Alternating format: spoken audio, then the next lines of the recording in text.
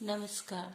मैं Shashi Prabha Saraswat, associate professor Hindi, Shri Kalyan राजकीय कन्या महाविद्यालय सीकर। प्रिय विद्यार्थियों, आज के अध्ययन का विषय कवि सूरदास है, जिनका निम्नलिखित पद्यांश हम पढ़ने जा रहे हैं, जो निम्नानुसार है। बिनु गोपाल बेरनी भई गूंजे, बिनु गोपाल बेरनी भई गूंजे, तब भी लता लगति तन शीतल, अब भई विषम ज्वाल की पूंजे। तब भी लता लगति तन शीतल, अब भई विषम ज्वाल की पूंजे। वृथा बहती जमुना खग बोलत, वृथा कमल फूलन अली गूंजे। पवन पानी घनसार संजीवनी, दधि सुत किरण भानु भई गूंजे। ये ऊधो कहियो माधो सु, ये ऊधो कहियो माधो सु, मदन मारी कीनी हम लूंजे। सूरदास प्रभु तुमरे दरस को, सूरदास प्रभु तुमरे दरस को, मग जोवत आँखियां भी गूंजे। यहाँ गोपिकाएं हैं, वो कृष्ण के वियोग में व्यथित है, कृष्ण को बार बार याद करती रहती है। गोपिकाओं की मनोव्यथा को बड़े ही मार्मिक रूप में यहाँ चित्रित किया गया है।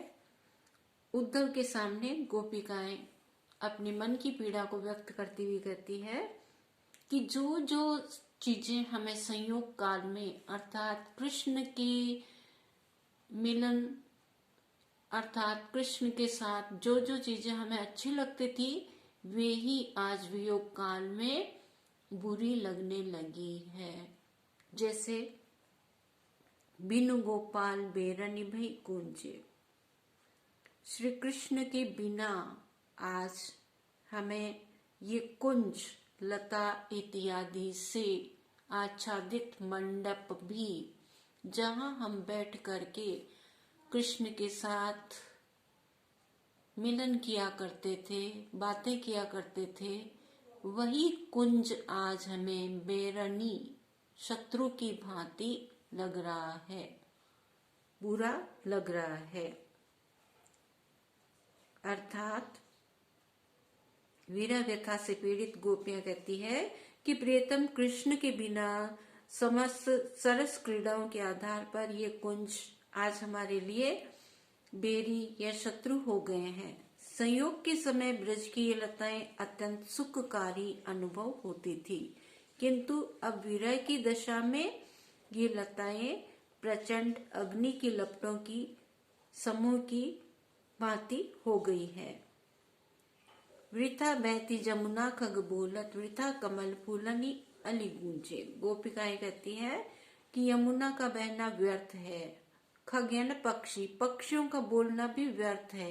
कृष्ण के बिना जो पक्षी बोलते हैं, यमुना बहती है, कमल फूलते हैं, इन सब का कार्य करना अत्यंत ही व्यर्थ है।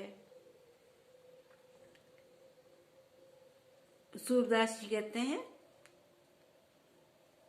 यमुना का स्वच्छंद प्रवाह, कोकिल की मधुर स्वर लहरी, कमलों का प्रफुल्ल विकास और भंवरों का कल गान, मधुर गान आज सब व्यर्थ लगते हैं। कृष्ण के मिलन के समय यमुना नदी का बहना, पक्षियों का बोलना, कमल पुष्प का खिलना, भंवरों का गुंजार करना, ये सब चीजें अच्छी लगती थी, परंतु वियोग के समय आज कृष्ण के बिना हमें ये समस्त चीजें हैं बुरी लग रही है, व्यर्थ लगती है। शीतल पवन, शीतल जल, कपूर, अमृतमय चंद्र किरणें इत्यादि सभी शीतल सुखदायी उपकरण आज हमें सूर्य की किरणों के समान संतप्त कर रहे हैं, जला रहे हैं। कौन कौन सी चीजें?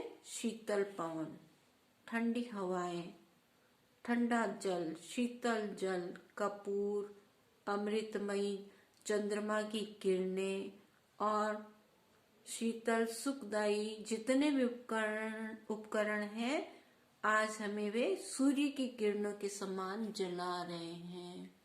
जो कृष्ण के मिलन के समय शीतलता देने वाले उपकरण थे, वे सभी आज हमें वियोग के काल में संतप्त कर रहे हैं, जला रहे हैं। हे उद्धव, कृष्ण से कहना, नंदलाल से कहना कि कामदेव ने मारकर हमें शिथिल और कृशकाय बना दिया है, अत्यंत कमजोर बना दिया है। ये उद्धव कहियो माधो सो मदन मारे कीनी हम लूजे।